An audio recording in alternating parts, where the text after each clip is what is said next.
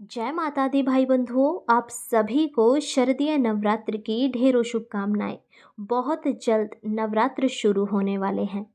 मैं आज आपको नवरात्र के समय कैसे पूजा करते हैं, घट स्थापना कैसे करते हैं और नवरात्र कब से शुरू है, सभी विषयों के बारे में जानकारी दूंगी। इसलिए वीडियो को अंत तक ज़रूर देखें और कमेंट बॉक्स में माता रानी की जय अवश्य लिखें और वीडियो को लाइक भी करें। अब देखिए, हमारी चेतना के अंदर सतोगुण, रजोगुण और तमोगुण तीन प्रकार के गुण व्याप्त हैं। प्रकृति के साथ इसी चेतना के उत्सव को नवरात्र कहते हैं। इन 9 दिनों में पहले 3 दिन तमोगुणी प्रकृति की आराधना करते हैं, दूसरे 3 दिन रजोगुणी और आखिरी 3 दिन सतोगुणी प्रकृति की आराधना का महत्व है। नवरात्र तो माँ के अलग अलग रूप निहारने और उत्सव मनाने का त्योहार है। माँ जगदम्बा के ये 9 दिन बहुत खास और पावन माने जाते हैं। सच्ची श्रद्धा से यदि माँ का ध्यान किया जाए तो हर इच्छा पूरी की जा सकती है। आप अपने जीवन में यदि कुछ भी ऐसा प्राप्त करना चाहते हैं तो आपको इन 9 दिनों में माता की आराधना अवश्य करनी चाहिए, क्योंकि माँ कभी भी अपने बच्चों को निराश नहीं करती। आज हम जानेंगे कि नवरात्र के प्रथम दिन कैसे घट स्थापना करते हैं और माता को प्रसन्न करें और पूजा विधि क्या है। इसीलिए जल्दी से चैनल को सब्सक्राइब करें, वीडियो को लाइक और शेयर कर दें ताकि सभी को इस पावन नवरात्र के बारे में पता चल सके। ये तो हम सभी को पता है कि अश्विन मास के शुक्ल पक्ष की प्रतिपदा तिथि से ही शारदीय नवरात्रि की शुरुआत हो जाती है और ये प्रतिपदा तिथि 3 अक्टूबर को रात्रि 12:18 पर शुरू हो रही है। वहीं इस तिथि का समापन 4 अक्टूबर को मध्य रात्रि 2:58 पर हो रहा है।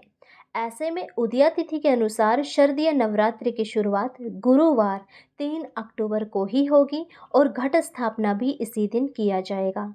इस दौरान घट स्थापना का शुभ मुहूर्त क्या रहने वाला है, आइए जानते हैं।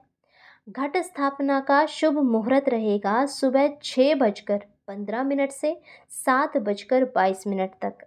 घट स्थापना अभिजीत मुहूर्त में भी की जा सकती है और अभिजीत मुहूर्त का शुभ समय रहेगा 11:46 से दोपहर 12:33 तक। सनातन धर्म में शारदीय नवरात्र की अवधि को विशेष महत्व दिया जाता है। इस दौरान ऋतु में भी परिवर्तन आता है। शरद ऋतु प्रारंभ हो जाती है। यह पूर्व मुख्य रूप से माँ दुर्गा के 9 रूपों की पूजा अर्चना के लिए समर्पित माना जाता है। यदि इन 9 दिनों देवी की आराधना पूजा विधि विधान से नवरात्र के दिनों में की जाए तो उसके सभी दुख संताप दूर होते हैं और साथ ही माँ दुर्गा की कृपा से साधक की सभी मनोकामनाएं भी पूर्ण होती है। घट स्थापना का बहुत महत्व है और शारदीय नवरात्र में कलश स्थापना या घट स्थापना का विशेष महत्व सभी मानते हैं।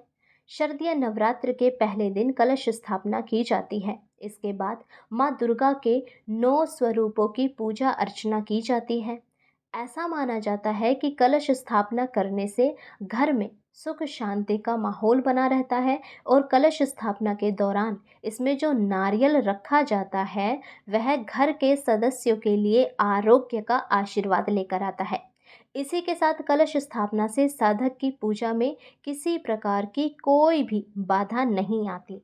तो आपको क्या करना है, सबसे पहले माता की चौकी सजानी है, उस पर लाल रंग का कपड़ा बिछाना है। जितना आप लाल रंग का उपयोग करेंगे माता रानी उतनी ही प्रसन्न होगी, क्योंकि माता रानी को लाल रंग अति प्रिय है।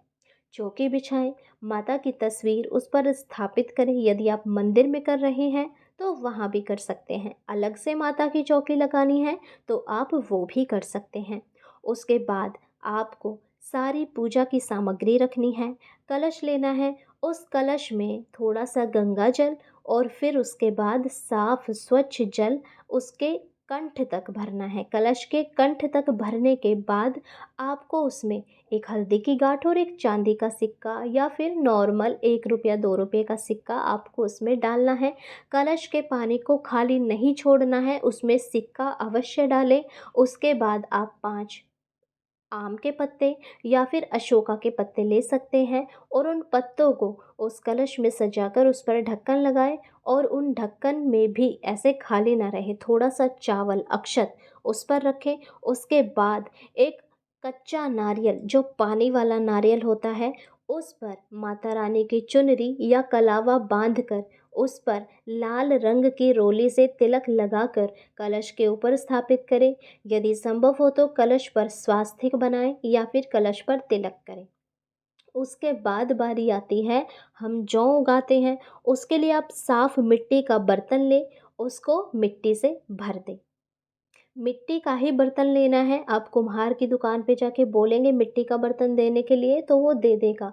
आपने देखा भी होगा, जो हम पशु पक्षियों के लिए, मतलब जो चिड़िया के लिए नॉर्मली हम पानी रखते हैं, उस मिट्टी का बर्तन का उपयोग करना है। उसमें मिट्टी डालनी है और फिर आपको एक परत जौ की डालकर दोबारा उस पर एक मिट्टी की परत डालनी है और हाथ से ही पानी का छिड़काव करना है। उसके बाद फूल, नैवेद्य, जो भी आपने भोग बनाया है वो भोग लगा के माता रानी की जोत जलाएं। ऐसे माता रानी की चौकी सजाएं। यदि आप पूरे 9 दिन नवरात्र कर रहे हैं तो कोई कोई तो अखंड ज्योति की भी प्रतिज्ञा लेता है। अखंड ज्योति का मतलब होता है कि पूरे 9 दिन तक वो ज्योत माता रानी के दरबार में जलती रहेगी, वो नहीं बुझेगी। और कोई कोई ज़मीन पर सोने की भी प्रतिज्ञा लेता है। वैसे तो इन 9 दिनों में हमें ज़मीन पर ही सोकर नवरात्र करने चाहिए, परंतु किसी कारणवश यदि आप ऐसा नहीं कर सकते तो आप बेड का या फिर चारपाई का भी उपयोग कर सकते हैं। सुबह ब्रह्म मुहूर्त में उठकर स्नान आदि कर कर स्वच्छ कपड़े पहनकर घर की साफ सफाई कर कर ही आपको ये सारे काम करने हैं। इसके बाद आपको माता रानी की पूजा करनी है, कथा सुननी है, आरती करनी है। यदि आप चाहें तो दुर्गा चालीसा या दुर्गा सप्तशती का पाठ कर सकते हैं। इससे भी अत्यंत लाभ मिलता है और घर में माता रानी हमेशा वास करती है, माता लक्ष्मी का वास होता है और घर में सुख शांति का आगमन होता है। यदि आपके घर में तुलसी है तो आप तुलसी माता की भी सेवा नियमित रूप से करें, उनको जल चढ़ाएं और उनके समक्ष बैठकर मंत्रों को जाप करें। किसी के प्रति ईर्ष्या द्वेष की भावना बिल्कुल भी ना रखें। जितना हो सके स्वच्छ मन से माता रानी की पूजा आराधना करें। निश्चित रूप से ही जो भी आपकी मनोकामना हो वो अवश्य पूर्ण होगी। और ध्यान रहे कि घट स्थापना आपको प्रथम दिन ही करना है। कोई कोई सोचता है कि हमें तो 2 व्रत करने हैं, एक प्रथम और एक आखिरी, तो हम आखिरी दिन पे घट स्थापना, ऐसा नहीं होता है। जब प्रतिपदा तिथि शुरू होगी, जब नवरात्र शुरू होंगे, तो जो पहले के काम है वो पहले ही शोभा देते हैं और जो बाद के काम है वो बाद को ही शोभा देते हैं। माता रानी की कृपा आप सभी पर सदैव बनी रहे। यदि वीडियो पसंद आई हो तो अवश्य इसे लाइक करें, चैनल को सब्सक्राइब करें और सभी दोस्तों को, सभी मित्रगणों को ये वीडियो शेयर करें ताकि सबको पता चल सके कि नवरात्र का महत्व क्या है और कैसे घट स्थापना करनी है। जय माता दी।